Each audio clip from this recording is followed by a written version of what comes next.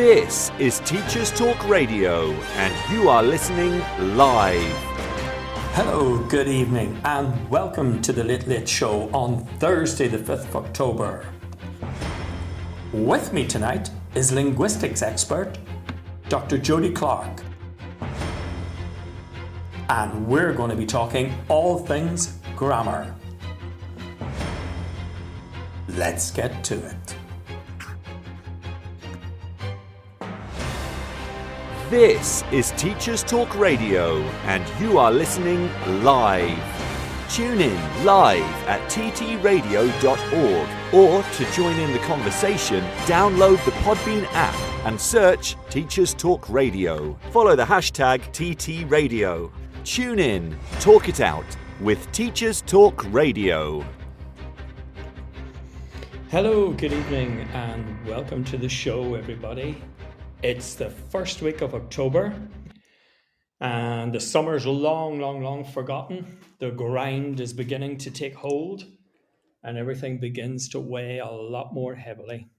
But look, take an hour out tonight and listen to me as I talk to Dr. Jody Clark, who is a linguist with a particular interest in grammar. And we're going to be talking all things grammar, including teaching grammar and how teachers feel about teaching grammar. Jody, are you there? I believe I am there. Paul, can you hear me okay? I can hear you loud and clear. Fantastic. So Jody, I pick up immediately. Now, to my untrained ear, that's not a Scottish accent. It's not English. It's not Welsh. It's not Irish. It's not Northern Irish either. Well, so Jody, the vital question I have to ask you is, who are you supporting in the Rugby World Cup? That's an excellent question, Paul. Because I don't think America have a team, do they? See, that was what I was going to next ask, which is who's actually playing in the Rugby World Cup? Which we probably just lost the entire audience, haven't we? Yes, definitely. Yes. Oh dear. Well, maybe we'll just close that off there. So, Jody, where is that accent from? Where are you from? I am from the east coast of the U.S. So if you sort of think of the East Coast line, from Maine down to Florida, and then you go straight in the middle of that, you'll come to the state called Maryland, that people here call Maryland, but it's actually Maryland.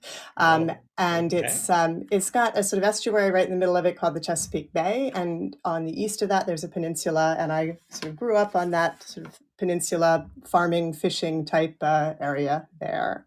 And when I do go back to that area, when you listed all of the places that you couldn't say my accent came from, when I go back there, they can't place my accent either. So it is a bit of a homeless accent these days. Yeah, that's interesting. Yes. So they think you're maybe from somewhere over here or whatever. Exactly. Yes. Yeah. Gotcha. Yeah. They often say, you don't sound like you're from here. Yeah. Oh, gosh. Yeah. So, we'll see. I'm probably going to get this because we do say Maryland. Yes. What did you say? Maryland? Now I can't say it. Maryland. Anyway, how did you get, what's your journey? How did you get from there to here then? Because you're in Sheffield now, isn't that it? That's right. Yeah, I'm actually in Barnsley in South Yorkshire. So I'm teaching at Sheffield Hallam University. But I've now lived much more of my life sort of outside of the U.S. than in it, so which will explain why the accent has disappeared a bit. But everyone here obviously can recognize the dulcet American tones. But no, I moved to Paris immediately after doing my degree in the 90s, and taught English in Paris for a couple of years.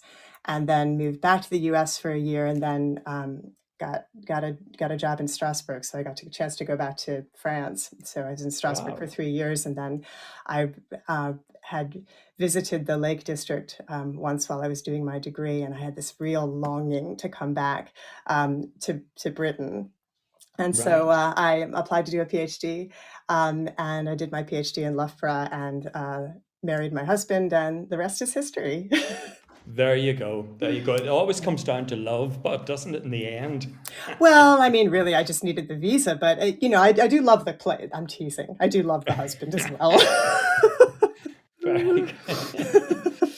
Very good. And so through all that time, your interest really then was language and linguistics, wasn't it?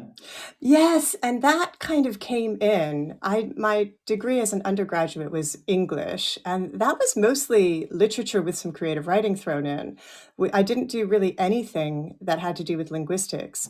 And then when I went to teach in Paris, and I'm teaching English to French speakers, that's when it became so fascinating to me, because it's this realization that there's all these things about your language that you just know, and you don't know that you know it. And someone who doesn't speak that language doesn't know why the language is structured that way. And you might not know why the language is structured that way either, but just automatically you do it. It's just part of something I call your linguistic intuition. Well, I don't call it that. It is called that. And it's and that just became so fascinating to me. That when I went back to Strasbourg, I was working for an American company, or actually an American university, and I asked if they would be willing to fund my master's degree. And I asked, I did a master's degree then in linguistics, and talk about the things you'll do for love. I was in love with with the things I was doing in the on the linguistics master's degree. I just felt like it was like being a kid in a candy shop. It was just there was an endless things to discover and explore, and it was just surrounding me all the time, because everybody talks, everybody writes language. We're swimming in it. So I was just immersed in interesting linguistic nuggets. Gosh, yeah. But what great passion and enthusiasm you have for language. Gosh, it's great. It's coming across immediately. It's you. I was just about to say you won't be able to get me to shut up. Right.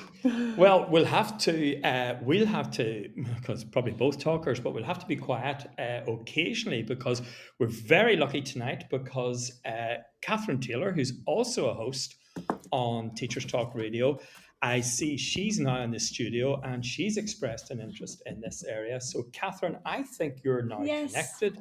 Could we check that out? Yes, I am You connected. are, yeah. Hi, how are you both? Hi, Catherine. It's great. Doing great. Hi, yeah. No, I'm really interested. I'm doing my doctorate at the moment, and part of what I've looked at is the way that people use language. Sometimes, well, usually, I'm sure, at cross purposes, and so I really find that very fascinating. So I just thought I'd hop on and join in the conversation this evening. Catherine, good. Well, Catherine, you're very welcome, and I think we'll get to that. You feel free to chip in anytime you want. Yeah. And Catherine, can I ask, are you studying people actually talking to each other? Do you have that same excitement that I have when you're looking at these transcripts of people talking to each other? I am. It's not people talking to each other. Well, it is. But I haven't recorded people talking to each other. But what I've done is I've done a phenomenographic analysis of. It's basically hermeneutics, how language is used in academic papers on the subject of professional development, and sort of tried to identify all the different ways that people use the same words, and have the nuances and the meanings of those words. Yes, fascinating. Absolutely fascinating. Thank you. I wonder, Jodie, could we take it back to the start? And I think you said something. You said something about how people acquire their language. How do people acquire language? Well, that question is, I'll answer that to the best of my ability. This is a field called first language acquisition, and that is a fascinating field. It's not one that I have done that much in. I've just done enough to kind of understand this business of the linguistic intuition, and effectively, children really Chomsky said they had something called a language acquisition device somewhere in their brains. And what that means is that they simply absorb. That's not a scientific word, but they, not in this context anyway, but they absorb the structures of language. So that's the syntax, that's the sort of the order in which in everyday language you would expect sort of the structures to fall. It's different types of words and phrases and that type of thing. And obviously they learn all the sounds of their languages and they learn all the words of their languages and that type of thing. But what language acquisition experts have realized is that, you know, when your children start speaking, I don't have children, but I have been around children when they start speaking. And of course, I'm fascinated by that. When we can sort of hear how they're piecing together their language and making sense of their world through language. But what language acquisition theorists or scholars have learned is that it's well before they actually start producing words and phrases that they're able to understand and recognize the structures of their language that they've been surrounded by. And they can do these really amazing tests and experiments where they can sort of sit a child down and they can pay attention to which way the child turns their face. And what will happen is if they hear something that sounds like their language, meaning the structure of the language corresponds to what they expect to hear, they'll be interested in it. They'll be thinking, that's my language, I should pay attention. And so what they'll do is they'll have someone reciting something that is not, what we say, it's not well formed. And that doesn't mean that somebody's saying something that we consider to be wrong. What it means is just nobody would actually say it in English. So something like read the door. You wouldn't really say that. So a child might turn their head when you first say it, but they'll move their head back because they're like, well, that doesn't sound right. That's not my language. But if you shift it to the red door, the child will turn around and say, that sounds like my language. And so the child, and this could be like a 10-month-old child or an 8-month-old child, who knows that it goes determiner, adjective, noun, and a noun phrase in English. You know, and this is before they can say, you know, give me my toy. And so obviously Sorry, you were saying, Catherine? No. I was just going to say, I just remember, sorry, I interrupted totally. I just remember when my my little boy, he was, I think sometimes kids are either a walker or a talker, and he was definitely a talker. I was just reminded when he got the hang of the word otherwise, and he would use it liberally. Yes. So he would, we would say, will you you know, eat your vegetables? And he'd say, otherwise we do playing. Wow. And he was always trying to reason with us. Wow. And he was really young when he did that. And it was just this, he knew that this was a bargaining chip. Well, that isn't actually really, how old did you say he was, Catherine, when he did that? Oh, he was, I couldn't put my finger on it, but he was young. I remember showing a video of him talking to some of the English teachers at my school and them saying, you know, that I'd expect him to be a good 3-4 months older from what's going on there. Yeah. But I mean, the interesting thing is he is about as dyslexic as you can be. Yeah. So he's clearly, with the verbal, is extraordinary, but can't write at all. So it's, I don't know if that has anything to do with anything. Yeah, and again, this is a question around literacy and oracy, and again, I'm not one to speak on that, and there will be experts on dyslexia, but it is perhaps a misconception that people think that, you know, if you struggle with writing, that there's something wrong with your language. Well, absolutely not. You know, your language is language is oral before it's written, and so people often sort of conflate that. But it's fascinating with the otherwise. That's there's a bunch of different terms for the word otherwise, but one word we could use, especially the way he's using it, is called a discourse marker. And what that does, what a discourse marker does, is it orients what's happening in the conversation so that it can show where you are in relation to what's being said. So otherwise can say, effectively is orienting your subjectivity in relation to what's being said. So that's, I don't like what you're saying, I'm proposing something new. And exactly. Another, he used to do it all the time. He still does it now, but it was very young when it started. It's another classic one, not as sophisticated perhaps as otherwise, is well. And well isn't discourse marker. It's also a way of responding in a sort of what's called a dispreferred way. So if someone, I remember my nephew used to do this, I'd say to him, Jake, you really were supposed to, you know, your mom said you were supposed to be cleaning your room. And he'd say, well, and what that means, what the well does is he says he knows that that the correct response is, I'll go do that now, but he wants to orient me to a different response. And he's like managing my expectations with well. Yeah, so it's sophisticated things we do with language, and children do it pretty good, pretty well. Yeah. Mm-hmm.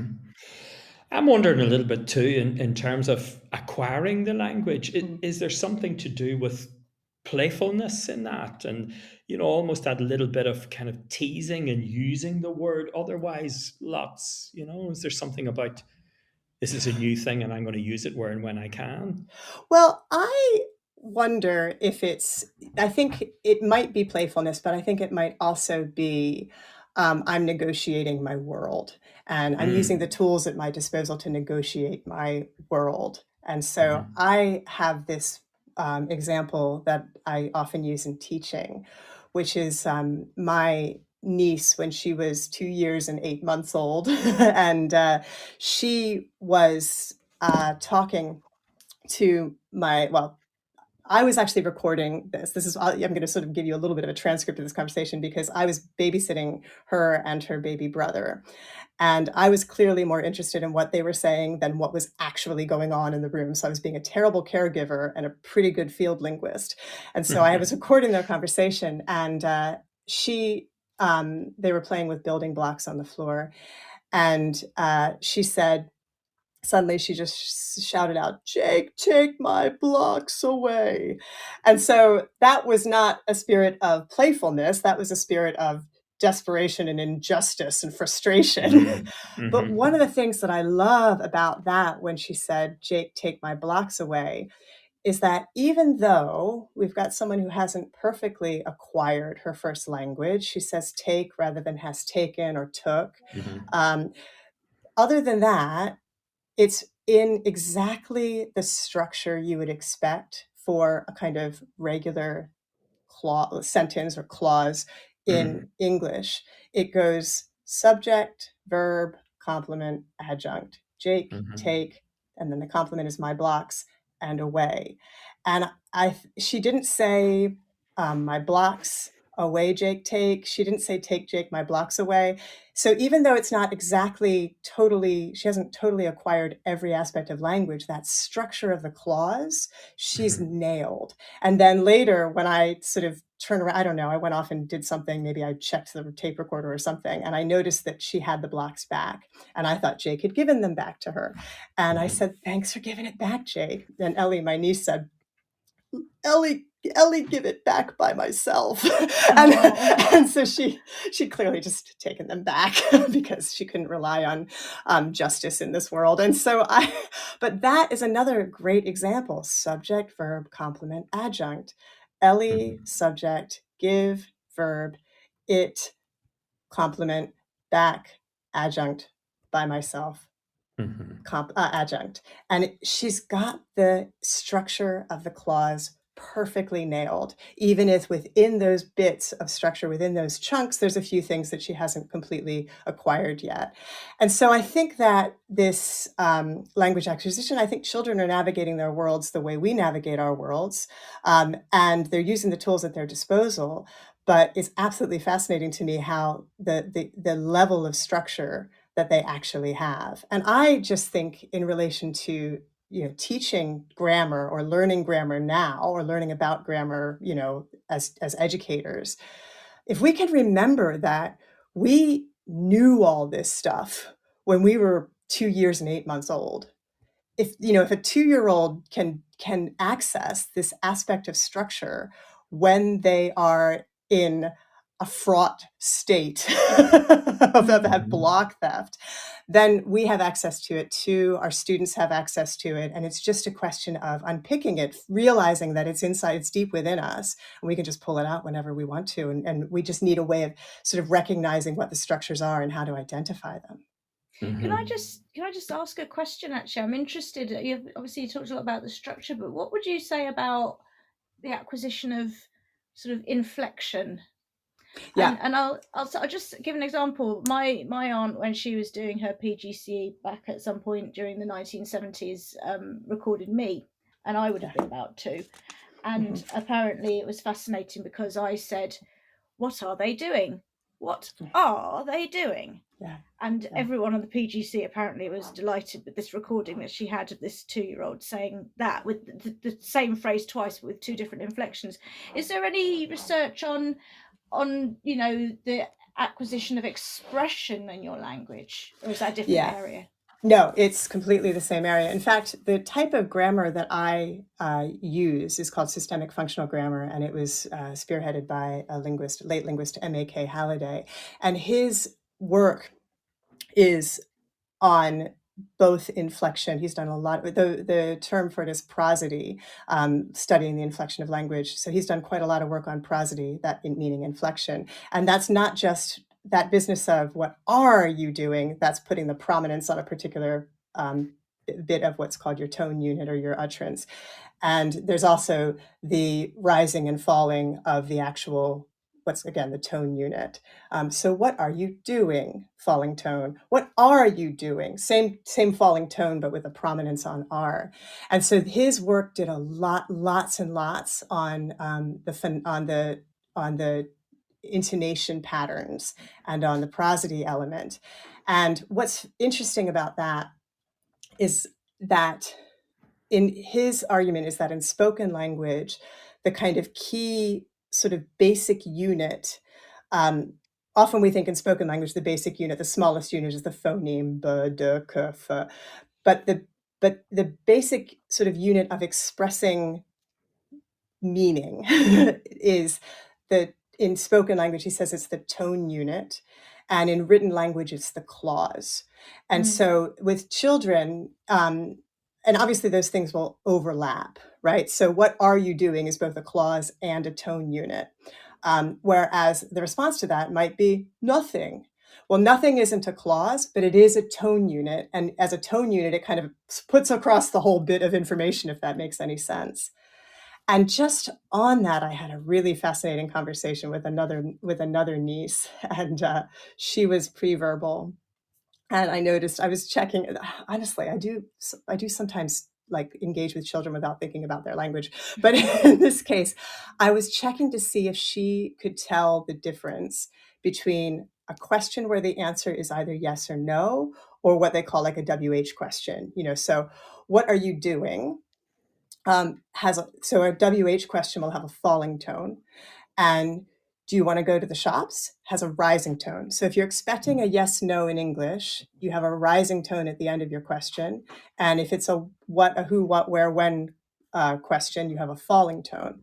And I was just checking. So I asked her a whole bunch of questions, and she was pre-verbal, so she couldn't actually respond. But every time I asked a yes, no question, she always said no.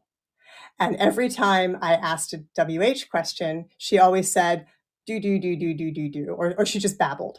And so she was responding. She could tell whether I was asking a yes, no, or a WH question. And it must have been based on the intonation, that she had already picked up on the intonation. Some language acquisition scholars, as far as I know, think or propose that intonation might be the first thing that children learn. Do you think that that's why, I mean, I don't know if it's true actually, but I've I suppose there's a bit of a myth that children who are late talkers often show a lot more behavior and frustration because it's going on inside, but they can't get it out. Whereas early talkers, perhaps you don't get as many tantrums. I don't know. Maybe that's completely not true. But is there anything in that, in how people express their behavior linked to language acquisition? I absolutely don't have the answer to that. All I can do is respond from my own experience. When I struggle to communicate, I do feel very frustrated when I'm speaking in a language that I'm not comfortable with, or if it's a situation where I feel that I'm just struggling to communicate. I myself feel very frustrated. But that's the best I can do for you, is just talk from my own subjective experience there. I haven't studied any of the research on that. No, thank you. It just came to me, that's all. Yeah. Yeah. Let's go back to, you mentioned grammar then. So what's the role of grammar in terms of language? I suppose we've looked at, and you give many illustrations, and how does that fit really with us as teachers? What do we need to be doing in terms of grammar and teaching good grammar? That's such a good question, because people have so many feelings about grammar. I don't know if this is your experience, but I actually really like to use the word grammar because it's a remarkably provocative word. Certainly is. I have lost a lot of good friends by correcting their grammar over the yeah, years. yeah, I would stop Well, you know what doing you have to that. say. You have to go there. That's what you have to say. You're comforting a friend over a grammar issue. But no, I first, a bit of unsolicited advice, Paul. Stop correcting Just people's stop. grammar. Just stop doing that. Stop doing that. But no, the reason why grammar is so provocative is because there's actually there's many ways of looking at grammar, but there are two contradictory ways of looking at grammar. And the sort of everyday on the street way of thinking about grammar is what's called the prescriptive approach. So prescriptive meaning, I'm Paul and I know grammar and you don't. I'm going to tell you what to do. And that's the idea. That's the idea that we can get grammar wrong. Descriptive grammar is the idea that no one who's speaking their first language can get their grammar wrong.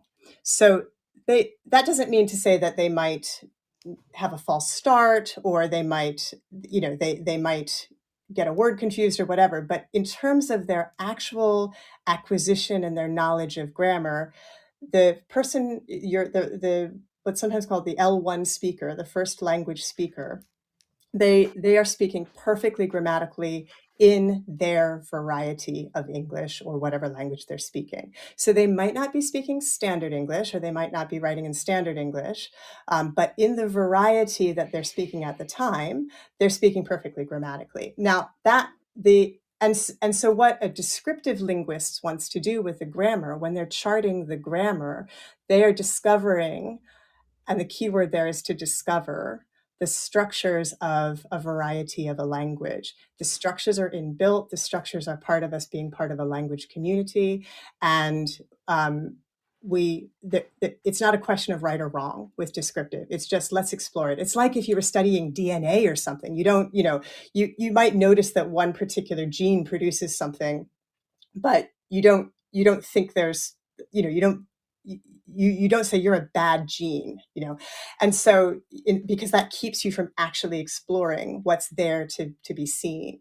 So a prescriptive grammar is what I call grammar shaming, which is effectively what you're saying is my variety is better than yours, and from a descriptive perspective, the approach is no variety is intrinsically better than any other variety. They all have rules, they all have structures, and the descriptive approach is let's explore those.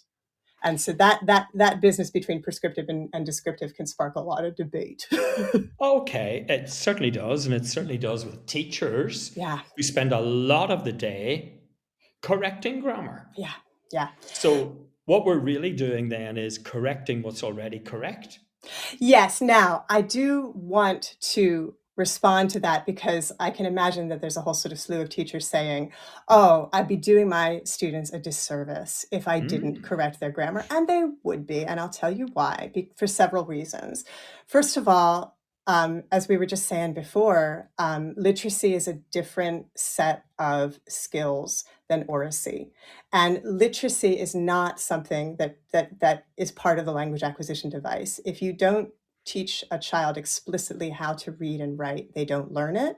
And there are still cultures that don't have any literacy. Whereas if you don't have to teach a child to speak. As long as they're surrounded by a language, they will pick up that language. So that's really important to recognize. And the other thing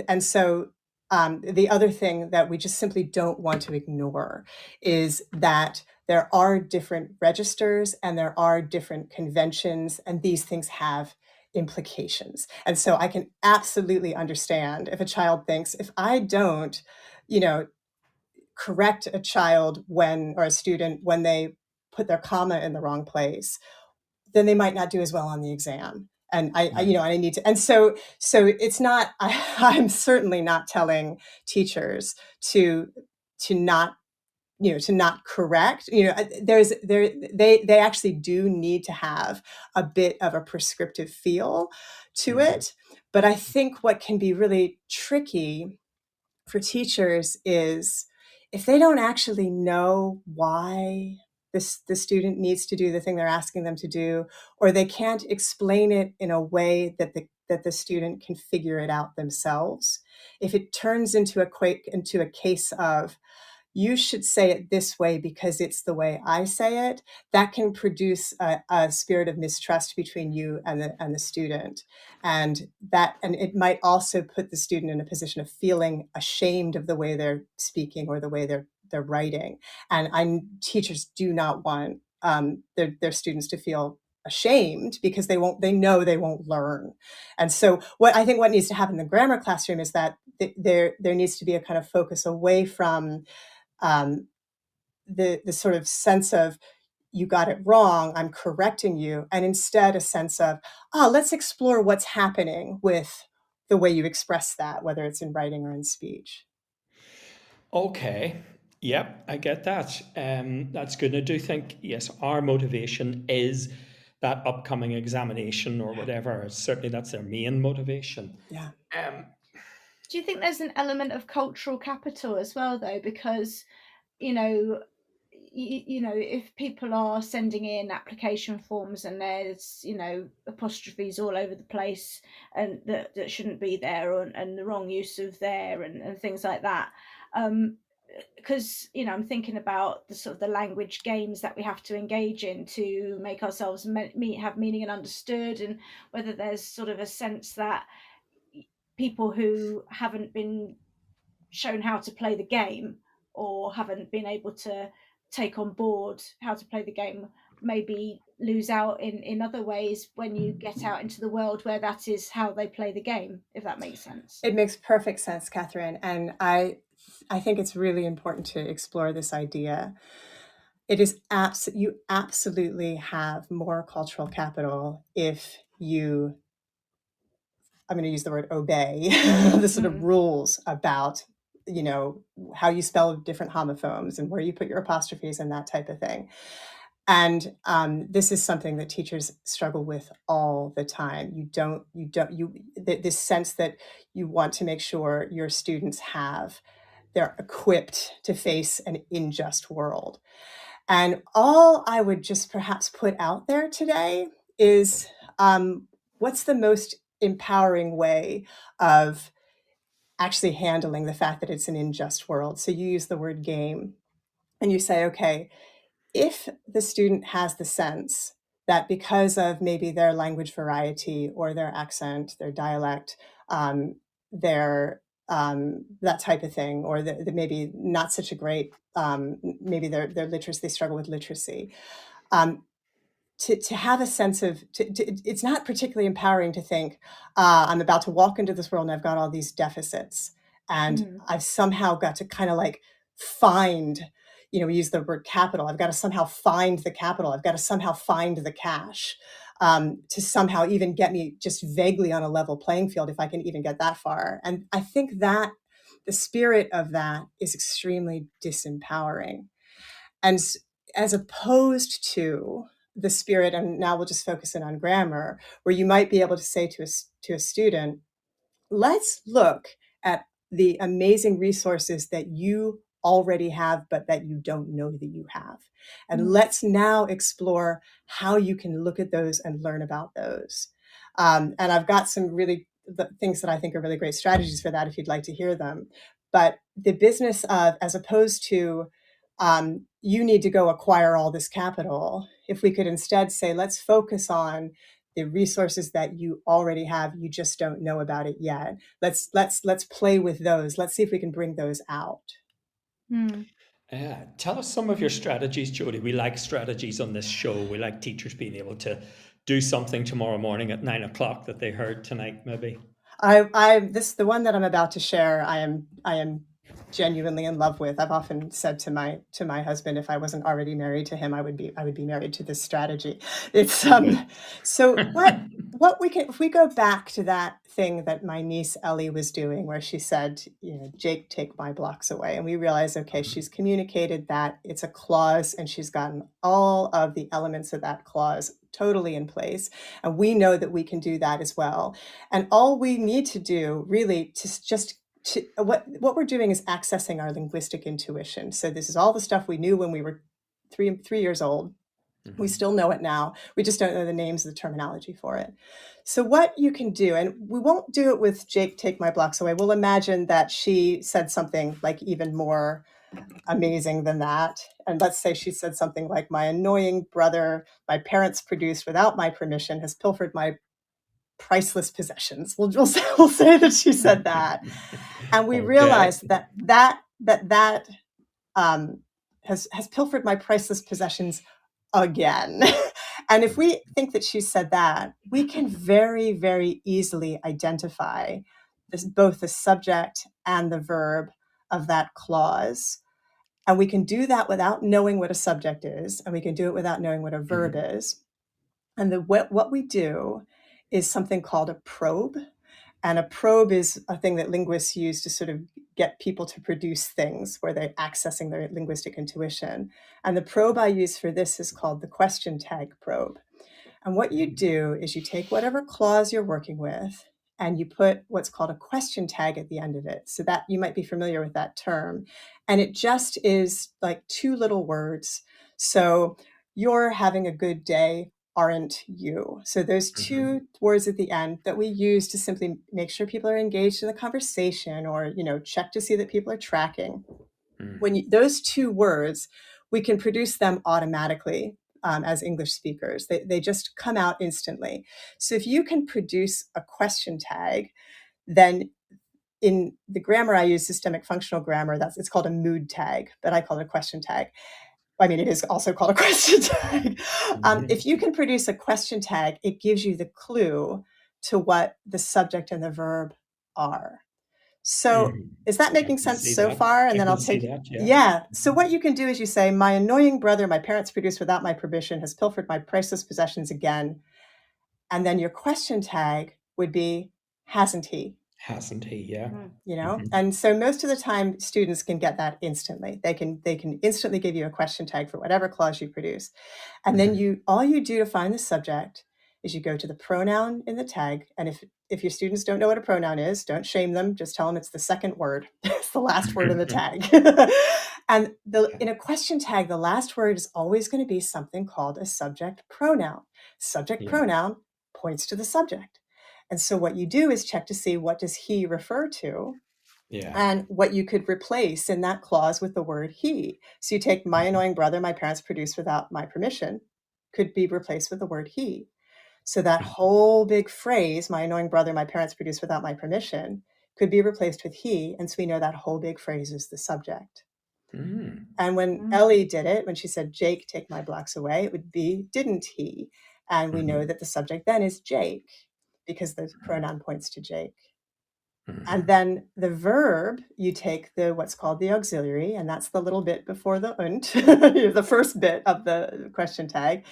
My annoying brother has pilfered my priceless possessions again, hasn't he?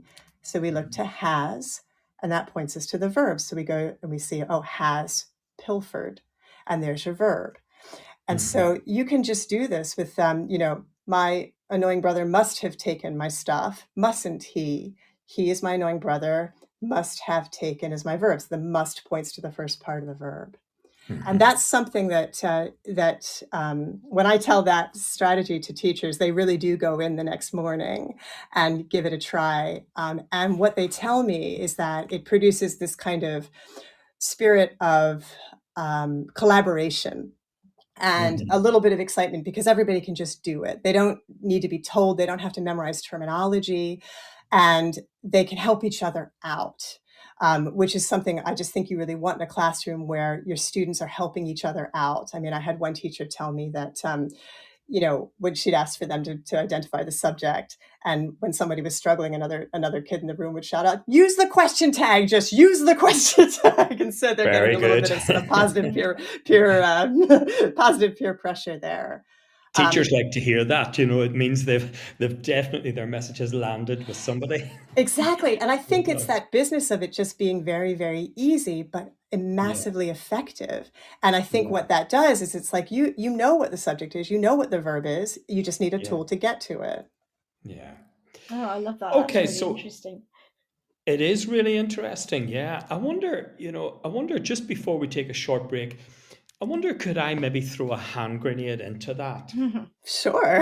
by asking you, do you know the way, for example, we now know, well, I suppose we've always known that when we're reading words, as long as the first letter and the last letter are in the correct position, it doesn't matter how jumbled up the letters are in the middle for the vast majority of words.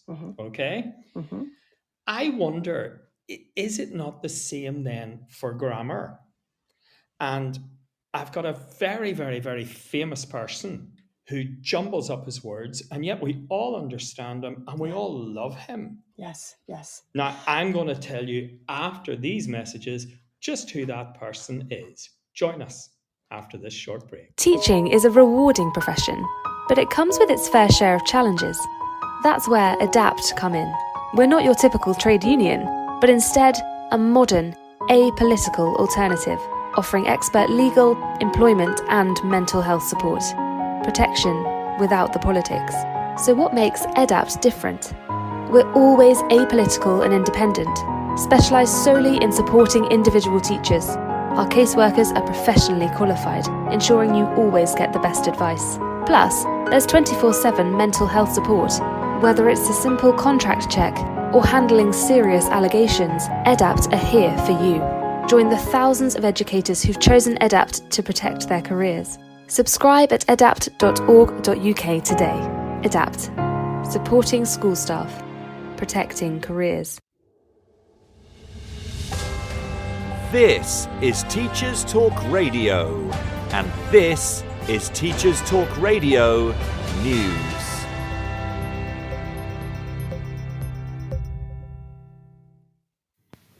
The BBC covers reports that Labour has dropped plans to end charitable status for private schools. The status exempts some private schools in England and Wales from taxes. The Labour leader, Sir Keir Starmer, had previously said charitable status for private schools could not be justified. The party said it will still remove other tax breaks if it wins the next general election. There are around 2,500 private schools in England and Wales, and government figures show around half are registered as charities. Having charitable status means the schools cannot operate for profit and are eligible to claim some tax exemptions, including on donations and business rates. Since 2006, private schools have had to demonstrate they are creating public benefit in order to maintain their charitable status. Labour has said it would charge private schools 20% VAT and end business rates relief. It says this could raise an estimated £1.7 billion. A party spokesperson said the money would fund desperately needed teachers and mental health counselling in every secondary school. Last year, the Scottish Government scrapped business rate relief for private schools. The Conservatives have questioned whether tax changes would raise the £1.7 billion, as claimed by Labour. The problem of RAAC was highlighted again as parents with children at a secondary school in Durham, affected by the potentially unsafe concrete, staged a protest. Parents told Schools Minister Baroness Barron, who was visiting the school, that there had to be more support for the teachers and pupils and that the school must be rebuilt. The school is using a mix of face-to-face and online teaching after RAAC was found shortly before the return to school from the summer break. The Multi-Academy Trust, in charge of the school, has asked the DfE if it could use centre-assessed grades for GCSE and A-level pupils, similar to the way assessment was used during the pandemic. A DfE spokesman said it was working to bring back face-to-face teaching quickly and that the school would be rebuilt. Procurement, design and planning stages would be started before the end of the year.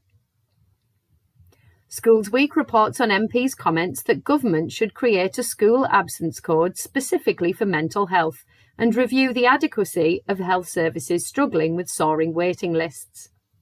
The Parliamentary Education Committee has also urged the government to make its daily attendance data collection mandatory as soon as possible.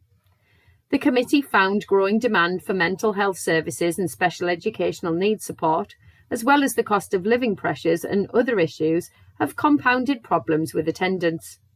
However, Schools Minister Nick Gibbs said changes would add further complications for schools in coding absence, which could damage the accuracy of data. Full details of the committee's recommendations can be found in the article in Schools Week online. The Guardian covers news that in America, students at more than 50 high schools across the country are proposing a Green New Deal for schools. They are demanding that their districts teach climate justice, create pathways to green jobs, and plan for climate disasters. The campaign is seen as a reaction to right-wing efforts to ban or suppress climate education and activism at school. The national effort would see teach-ins, walkouts and petitions. The New Deal also calls for updated buildings and infrastructure to make schools more climate resilient. Further details can be found on the Guardian website. Finally, the Nuffield Trust has said that student loans in England should be written off for certain health staff once they have completed 10 years of NHS service. It says this is needed to stop a dropout crisis among nurses, midwives and other frontline staff. Ministers have rejected the idea, saying support is already in place and that the current student finance system strikes the right balance between the interests of students and taxpayers, as well as highlighting training grants, support for childcare and some expenses. Tuition fees are not charged in Scotland, and in Wales, tuition fees are covered if nurses and other frontline staff work for the NHS for 2 years. This has been your Teachers Talk Radio News with Jo Fox. Teaching is a rewarding profession, but it comes with its fair share of challenges. That's where ADAPT come in. We're not your typical trade union, but instead a modern, apolitical alternative, offering expert legal, employment and mental health support. Protection without the politics. So what makes ADAPT different? We're always apolitical and independent, specialised solely in supporting individual teachers. Our caseworkers are professionally qualified, ensuring you always get the best advice. Plus, there's 24/7 mental health support. Whether it's a simple contract check or handling serious allegations, ADAPT are here for you. Join the thousands of educators who've chosen ADAPT to protect their careers. Subscribe at adapt.org.uk today.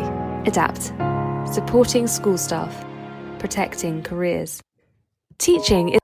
Welcome back, everybody.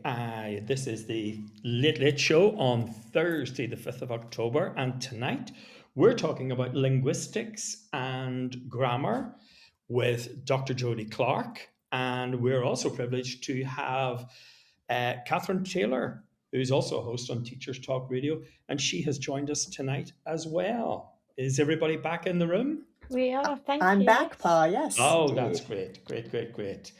So if I could just give, and this will be really broad brush here, just a summary of what we've talked about. We've kind of said grammar's neither right nor wrong. There's no good or bad grammar, but there might be a context or a situation in terms of, Catherine said filling in forms for job applications and, the capital that goes with that, examinations as well. We mentioned very quickly something of imposter syndrome in teaching grammar. We might come back to that. We talked very much about the sequencing of words, and you talked about, phrases being tagged on to the end of sentences, which help us to kind of direct meaning and give emphasis and so on.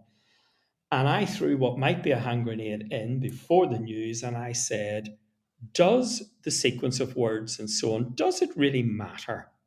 Because if you think of the Star Wars character Yoda, he mixes up all his words and we love him. He's one of the most loved characters in the whole set of films. And right, you are. When we were at school, we used to speak in Yoda language. It was brilliant.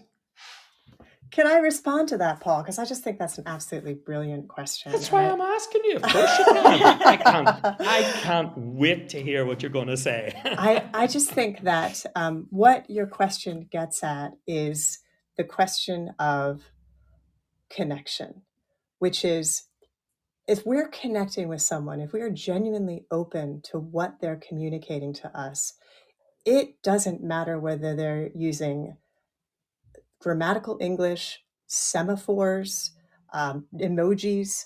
The point is that if our intention is connection, then the structure or the surface element or the way in which that is communicated will fall down like a veil. And we will be open to, we're curious, we want to know what that person has to express. We want to know something about their experience of their world, which they can uniquely express to us. And I think this is really, really, really important, especially, when we get wrapped up in questions about grammar. It doesn't actually matter if our intention is to connect. It doesn't matter.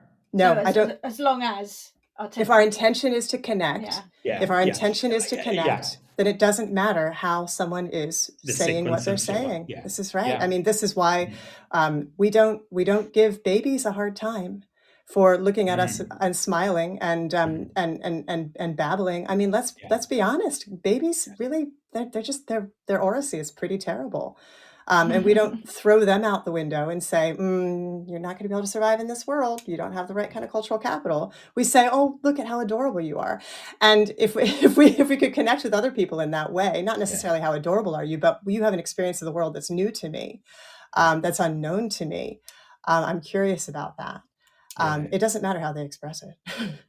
Yeah, good point. Good point. Could I maybe take that a step further then? And okay, babies don't really matter, but let's move up a little bit. Say teenagers, and teenagers love to have their own jargon, their own language, their own grammar, and this, that, and the other. And look, that gives them an identity, a cohesiveness, and so on. And it kind of shuts out adults and things like that. Certainly in spoken language, we talk about code switching. Yeah. And code switching is where you speak one form of language, when you're at home, and that could have all sorts of but when you go to school, you speak a much better that's really wrong, not better, but a much more universal version of English or something. Do we do the same with grammar then? Yes. So you can speak in different registers, and those registers will have potentially different structures. When we talk about the word grammar in linguistics often means syntax or the structures, but it could also include, like you say, it could include sort of jargon, and it could include sort of particular types of word use and discourse markers and that type of thing. But yeah, it is code switching. And I think what's interesting about teenagers when they do it, I myself personally don't actually do that much code switching. Now, contrast that with a teenager who's code switching maybe 2-3 different codes regularly, and who's more skilled. The person who's just using one code pretty much all the time, or the teenager who's actually navigating 3 of them. And you might say, okay, well, they're using the wrong one. Well, to them, they might not be using the wrong one. Like, they actually might be trying to exclude you. And that's you can evaluate that in terms of whether you want to feel excluded or not. But the teenage code switching is a skillful, interesting use of language. And it's more skillful than my use of language, for instance. And I think I take your point as well. Some people kind of code switch a lot more than others. Yeah. I would be inclined to. Yeah. And my 2 children criticize me for doing it. But it's interesting why I do it. I do it, I suppose the word I would use is, for an empathic connection. Yeah. You just talked about communicating and connecting. Yeah. But and I would be aware that I do it unconsciously. It really is a switch. Yeah. And I'm not aware that I'm doing it. I'm only aware when my 2 boys are with me and they say, "Daddy, why are you talking like that? What's wrong with you?" Which codes are you using, Paul? What give me an idea of well, okay. I live out in rural Northern Ireland here. And there'd be a lot of farmers who, would speak certain ways with certain accents and certain, grammatical tweaks and this, that, and the other. And I would just fall into that immediately if I'm talking to them. Yeah. Whereas if I stand up in school and I'm giving an assembly to 400 people, gosh, I will be needles and pins and everything. My voice and everything will change. Yeah. You know? So that's what that's called. What you're doing there is something in linguistics that's called convergence, which is that you're exactly what you described. You adapt your language to match the people that you're talking to. And you're exactly right, according to linguistic research, which is it's not conscious. You don't think, oh, I'm going to pick up this particular tone and this particular accent or whatever. You simply do it. And that's called convergence. And at the other end of the spectrum is something called divergence, where you actually move away. So the people that you might be talking to, you actually, let's say you speak a particular form of a kind of hyper-correct standard English. And if you want to diverge maybe from, I don't know, your teenage boys or something, you might go even more correct, like absurdly correct. And that's something called divergence, to say I'm setting myself differently. So I'm setting myself up as distinct from you. Yeah, so those are very, very, those are quite common things that people do. Like you said, it's not conscious. No, it's not conscious. No. And yet it must use up quite a lot of brain energy or something. It must. Well, I think it also. Where's that happening? Or I think. Where's that happening? The answer to that is I have no idea. But in terms of it using up brain energy, the one thing I'd say about that is that it just does also show, and I'm just thinking about this now, we talk about child language acquisition or first language acquisition, but clearly we're still acquiring in potentially the same way that children are. We're still acquiring the sort of ways of speaking of people around us, you know, and adapting ourselves to those. So yeah, we must still be acquiring things if we can unconsciously converge or unconsciously diverge. Yeah. Excellent. Gosh, great conversation. Yes. So look, unfortunately, thank you. Yeah. Unfortunately, we're near the out of time now, and as is traditional on this show, I always ask a question towards the end. Maybe this time I'll ask it to both of you. If you had a magic wand and only one spell to cast, what change would you make to education that would significantly improve the lot of teachers? What about Jodie first? Fantastic. For me, I wish that the underpinning structure of our education system was not at all focused on targets, achievement, compliance, you know, this sort of deficit model where here are the things that you need to learn, and if you don't, it's going to be bad news for you. And for teachers, that business of you have to be the one to sort of fill up the metaphoric cup. And I wish that attitude could just instantly, with my magic wand, disappear. And I wish it could be replaced with a genuine spirit of connection, creativity, curiosity, and not just lip service to those things. And I just think I think when teachers are having their best days, it's in the spirit of connection, creativity, and curiosity. And I would love for the structures of the educational system to be set up to give them more of those best days. Good. Yeah, great. That would be a super wish. Yeah, I wish it would happen. Yeah. Gosh, it's a really, really, really brilliant, nuanced answer. I was just going to go for the straightforward, could you fund it? Fund it, please. Yeah. Cut to the money, cut to the money. Yeah. Well, I feel really strongly that teachers can continue to be learners only when they have the headspace to do so and the structures in place that support their learning. And of course that does transfer into the benefit for the students, because if we stagnate, we can't bring them the best and the latest and whatever it is that we want to impart. And if we are burnt out, we can't do it either. So I just think, you know, I've always thought if there was just a third more teachers, hypothetical ones clearly because we haven't got any real ones at the moment, but if there was just a third more in the workforce and we all had a third less classes, we could all perform a third better, perhaps. Excellent. Yeah, I think you're right. Yeah. I'm getting messages here that everybody who's listening in is enjoying the show, and we're good to go for another few minutes. So I think if everybody's okay, we'll take advantage of that. Sounds great. We're all good to go with it. Yeah. Mm-hmm. Yeah, no, go for it. I suppose we've kind of covered it a little bit, but then I suppose I had a kind of a specific thought about, using grammar to specific ends. Can people use grammar for specific, maybe self-serving purposes or anything like that? Well, can you just tell me what you mean by self-serving purposes, Paul? No, because I haven't thought that through enough. That's okay, because I have an interpretation of it, but I wanted to make sure it wasn't. No, well, I will. Okay. Of course I have.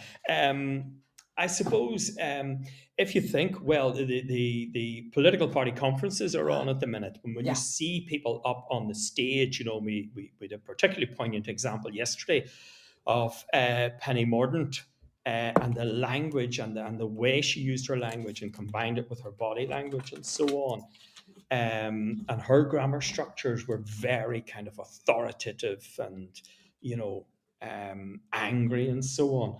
I'm just wondering, that would be very different, I think, from what we would ask a teacher to do or, a therapist or a counsellor.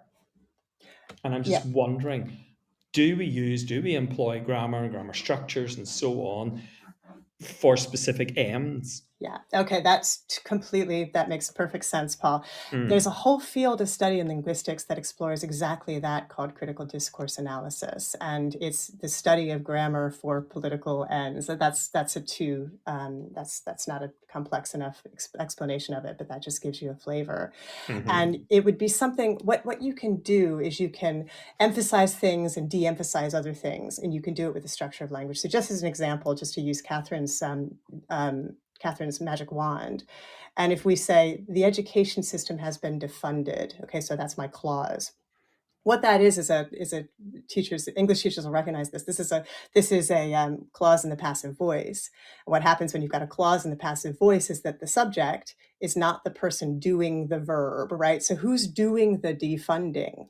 Well, if you put it in the passive voice, then we don't know who did the defunding. You could say, but if you put it in the active voice, then the Tory government has done the defunding, or whichever party has done that, or at least it could be any party. It could be absolutely any party. It could be any speaker at a political conference. Exactly. Well. Yeah.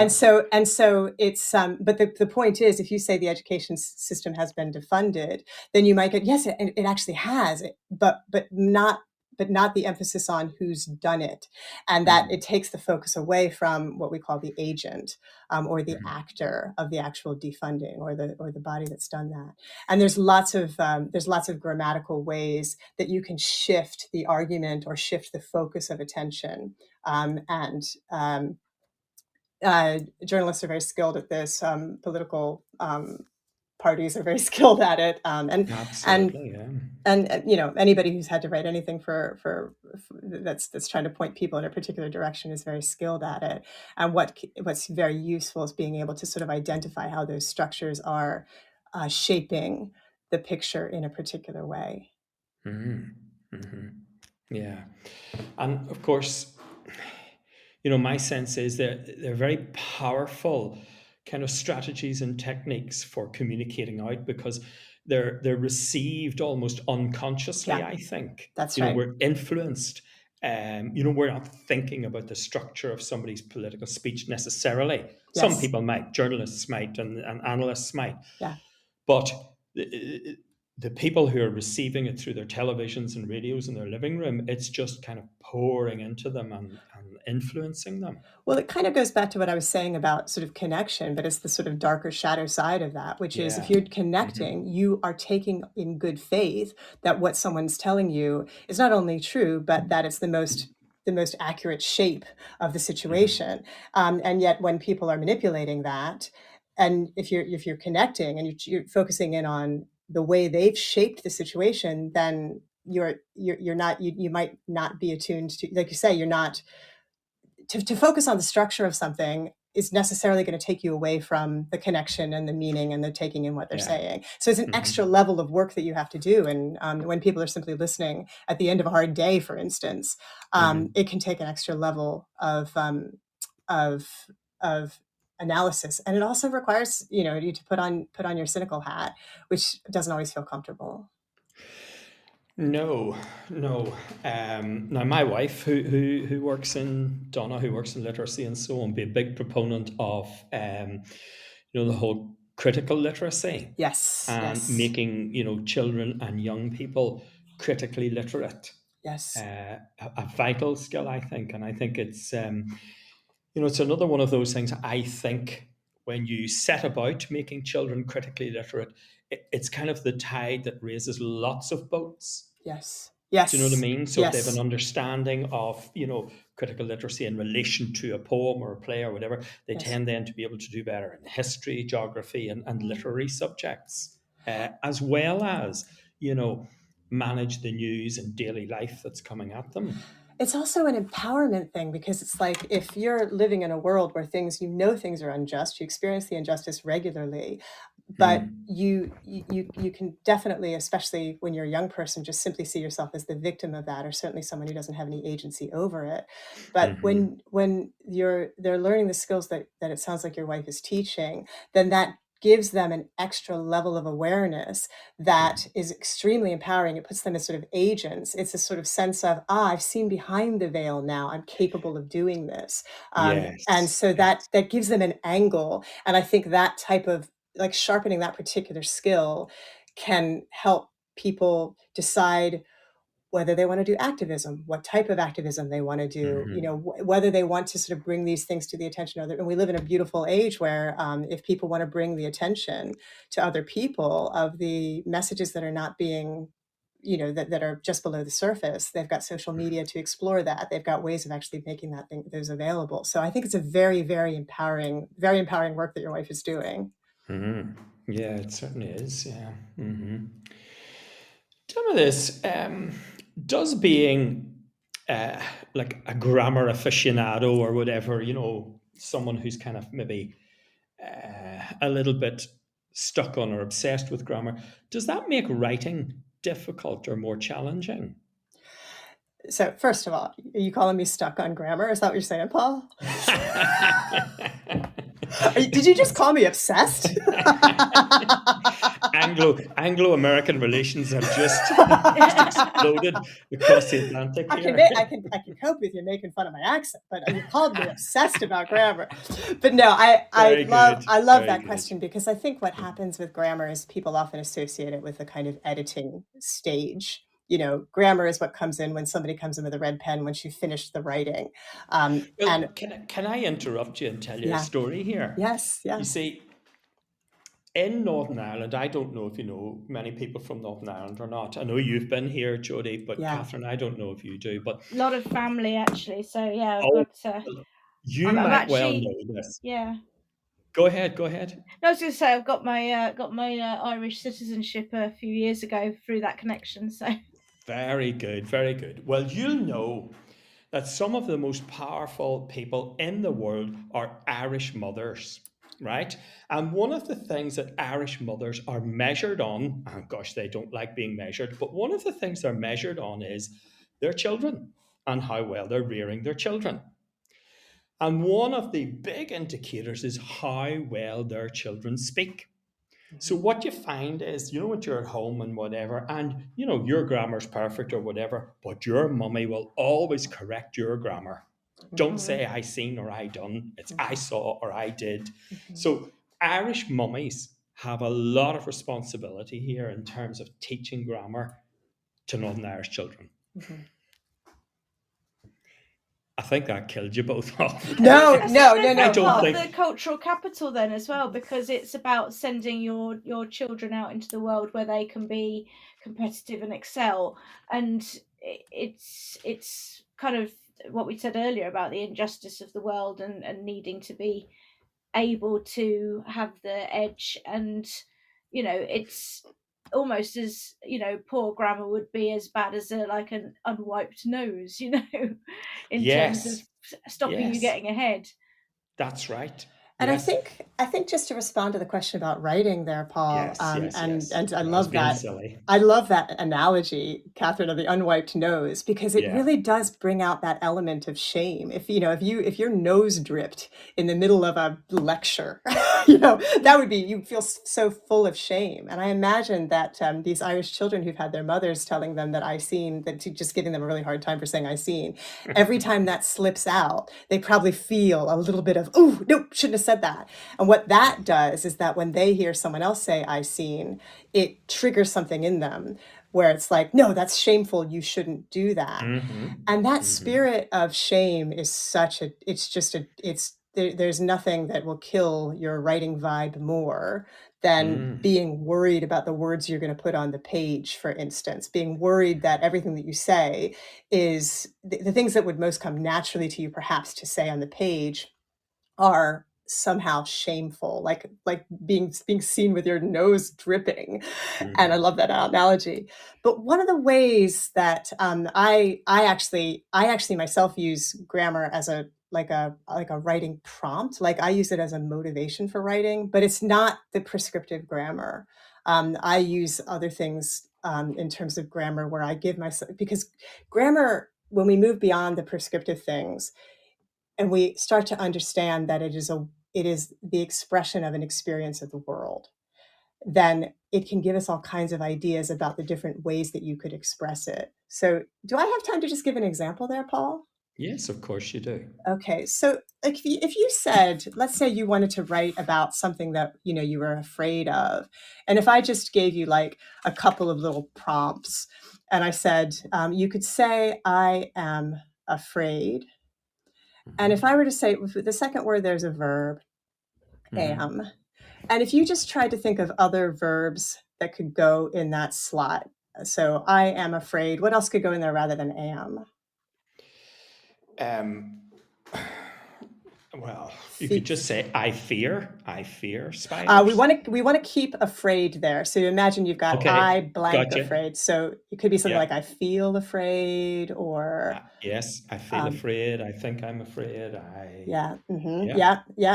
I've become afraid. Yeah. I seem afraid. And I act afraid. I act afraid. Yeah. And most of those words are a particular type of verb. And I'm not going to tell you what they are. I'm just going to tell you they're a particular type of verb. And what I'm going to do now is I'm going to shift it around. I'm going to take afraid and I'm going to put it in the subject position. So it needs to not be what's called an adjective. So don't worry if you don't know the terminology, people listening. But we're going to turn it into a noun, and we're going to say fear. And then we're going to put the I in the object of the complement position, and we're going to say fear blank me. So we could say like fear grips me. And then if we think about other words that could go in that slot, so like fear grips me, fear stresses me, fear worries me. Yes. Fear. Fear haunts me, fear distracts me. Yeah. So you've got a bunch of sentences there that are the same experience, right? Being afraid. Do some of them feel a little bit like more compelling writing to you? The I am afraid, I feel afraid versus fear grips me, fear haunts me, fear stresses me, fear worries me? Well, they do, of course. Yeah. Yeah, and I think the ones with like fear grips me, haunts me, stresses me, etc., feels a little more compelling to me. And what's happening is that particular grammatical structure is inviting, it's like a probe. So the fear gap me bit is inviting a particular type of verb, which is called a material process verb, or a material verb, which is about things actually doing things to other things in the world. Like it's like they're physical things. Like if it grips me, you can imagine somebody gripping your hand, or if it's haunting me, you imagine somebody behind, or it stresses me, you can imagine playing with a stress ball. It worries me, like somebody else could worry me. That's like an interaction between two things. And so but there's particular grammatical configurations that are going to produce those types of verb. Whereas the I blank afraid with the adjective at the end, that's going to produce what's called a relational verb. And when you know things like that, you can just play with it, because there's a million ways to express feeling afraid, or a million ways to express whatever it is you want to write about.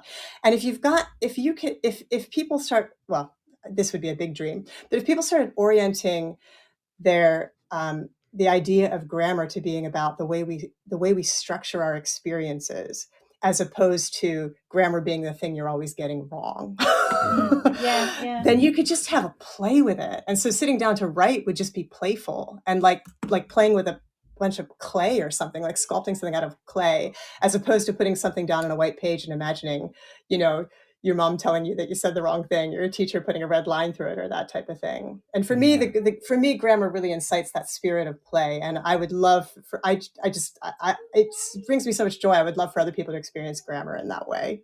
Yeah. Gosh, that'd be fantastic. Yeah. Yeah, that's a really, really interesting way of thinking about it. Yeah, it is. Yeah. On that note, I'm really sorry, guys. I can actually hear my little boy up and out of bed, so I'm going to have to drop off the call. But thank you so much for having me on as well this evening, because it's just been so interesting to have this conversation. So thank you very much. Catherine, I thought I heard him in the background there. Listen, thank you so much. Thank you so much for joining us. Okay? Thank you, Catherine. It was lovely to meet you. Lovely to meet you as well. Thank you very much. Take care. Bye-bye. Bye-bye. Bye now. I suppose then, really, Jodie, we ought to finish soon. But I'm wondering, is it important to get the message out to teachers and how do we do that? How do we get the message out to teachers that they should not fear grammar? Yeah. It shouldn't be something that traumatizes them, causes them to feel imposter syndrome in any way, or indeed causes them to feel that, they should stand on a stage and aspire to a certain type or style of grammar.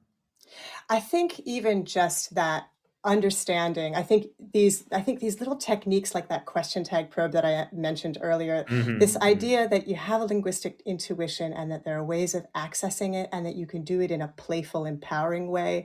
I think for most teachers that I know, if they can get that spirit of excitement and empowerment in the classroom, that's like gold dust, I think. And I think sometimes with teachers who maybe don't have especially English teachers who don't have the background in grammar, grammar just constantly feels like the thing that they're supposed to know that they don't know. Their grammar is fine, but they don't know the terminology.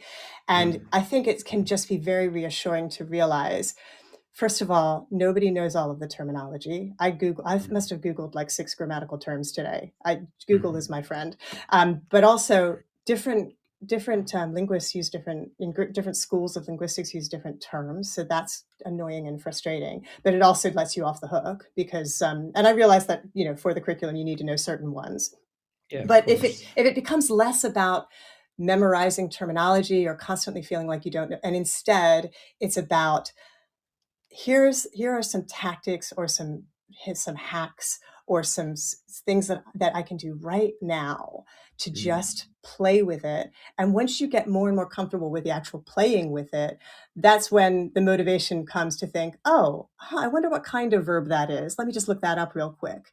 And it's really nice to be able to do that in the classroom with students as well. I do this all the time. It's like, I don't know what that is, but isn't it interesting? Let's see if we can figure it out. And I think getting that spirit of, it's interesting.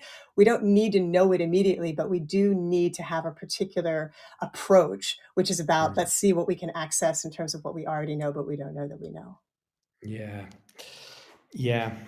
Although even just listening to you, it is kind of anti what teachers do, isn't it? We do want to correct, we do want to formulate grammar the way that suits us because we know examinations and so on will look at that and assess that. But what's really lovely, and what I think when we think in terms of correcting, I think it again, that can be very empowering for students when you say, okay, let's look at the way you've written this, let's read it back, and let's explore some other ways that it could be expressed more clearly. And so recognizing that, again, it's about connection. It's like, in this, you have something that you want to say. Maybe you don't really want to say it. You've got to write it down because but you're trying to be clear. So let's talk about, how it could be clearer and how it could be more in tune with what you want to do. And if they've got a few, if you've got like the question tag probe, for instance, then a student can quickly realize that maybe their subjects and their verbs don't agree. And so, okay, well, I can just quickly fix that. And the teacher can simply, I mean, I'm acting as if the teachers have one-on-one, this is going back to the difficulties with the funding and education. But the spirit of it is, if the students have some tools for actually being able to express themselves in a way that's clear, and they have the tools themselves, then that's empowering. And I think it has to do with sort of focusing in on the intentions of what it is they're expressing and the intentions behind what they're writing.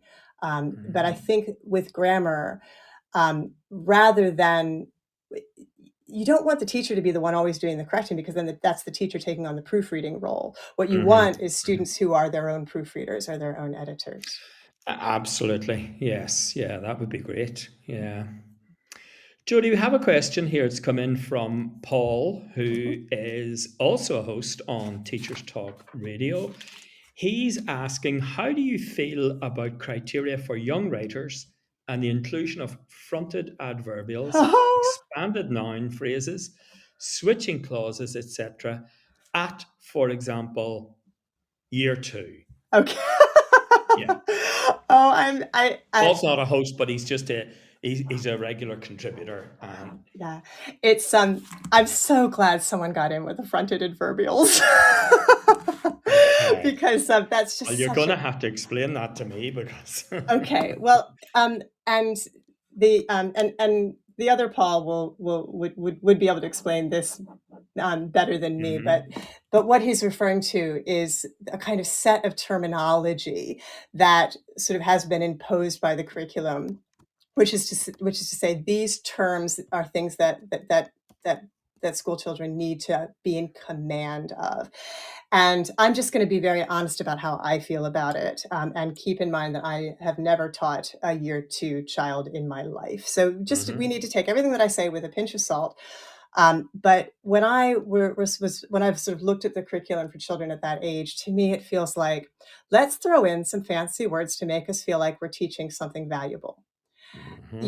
And it's not in it simply comes across as like window dressing to me, and to tell you, Paul, what a fronted adverbial is, and I might be getting this wrong, but effectively it's a particular type of the clause. The term I use for it is the adjunct, but it's like,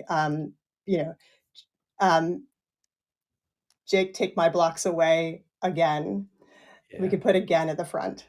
Or, Jake has taken my blocks away. Unfortunately, we could put unfortunately at the front. Or Jake has taken my blocks away for the last time. We could put for the last time at the front. So I don't understand why I had never heard the term fronted adverbial before it showed up in the curriculum. It's never anything that I encountered in my sort of career as a linguist. It just never came across it. And I just don't understand why it matters whether it's in the front or the back. I mean, don't get me wrong.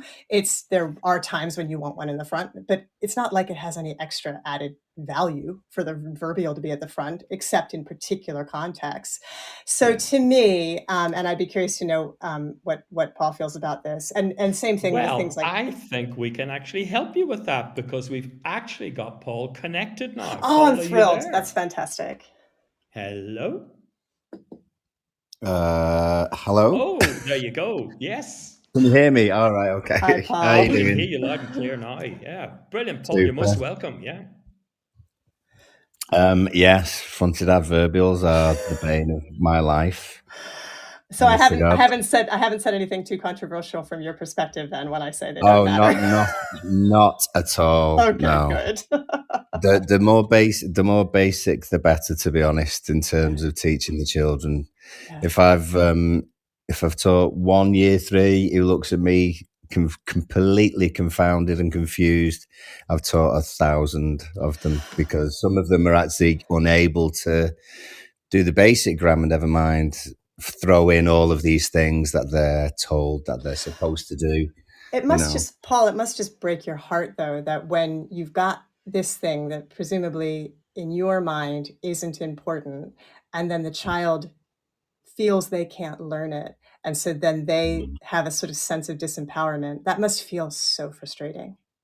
It's really frustrating. And I've worked at a few different schools, so I've used a few different schemes and things like that. And all of these companies who are coming up with these schemes are just trying to tick the boxes on like NFDR tests and stuff like that. And if we could just get children just to get the basics right first, and then when they've grasped that, then when they're older, they can throw as many fronted adverbials in as they like. Look, I made it to the ripe old age of, I don't know, my mid-30s, and I didn't know what a fronted adverbial is, and it hasn't really affected me that much. And I hate to break it to whoever wrote that part of the curriculum, but it's but I think the frustrating thing is there's it's the curriculum sets it up so that children start to doubt their ability with language, and it sort of sets them up for failure.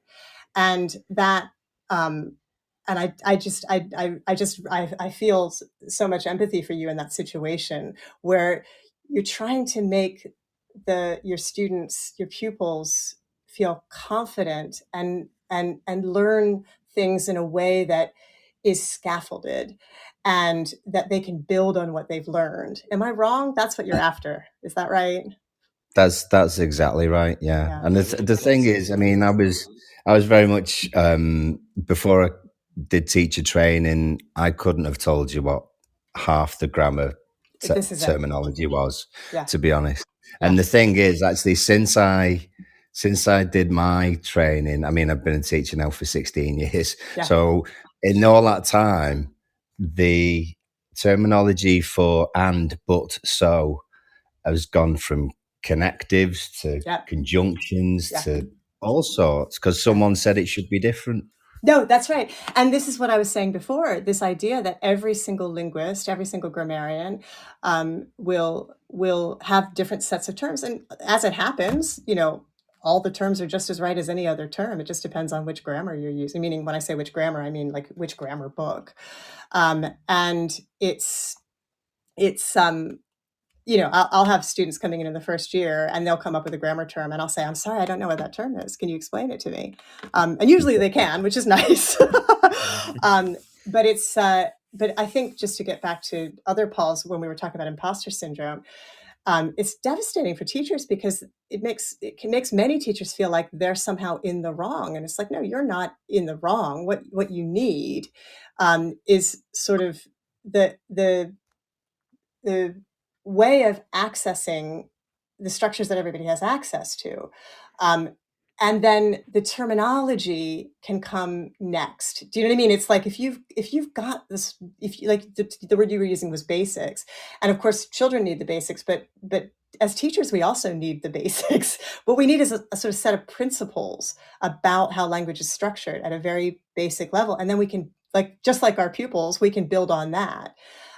You throw a million different terms and say memorize the terms.